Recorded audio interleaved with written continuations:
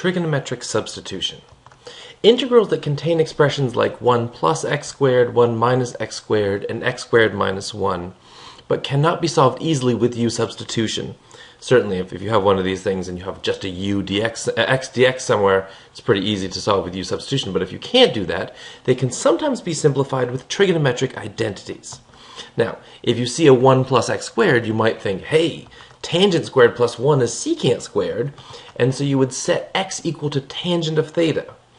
Similarly, if you saw 1 minus x squared, you might think, hey, isn't 1 minus sine squared equal to cosine squared? And in which case the trigonometric substitution would be x equals sine of theta.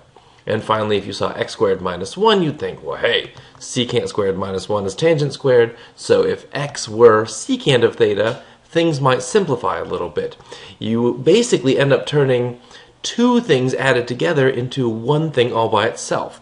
And a lot of times we have square roots of things, and the square root of something that's perfectly squared is much nicer.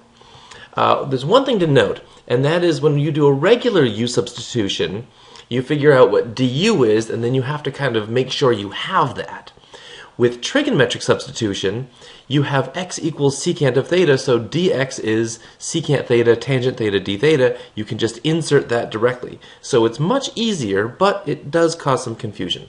Let's do some examples.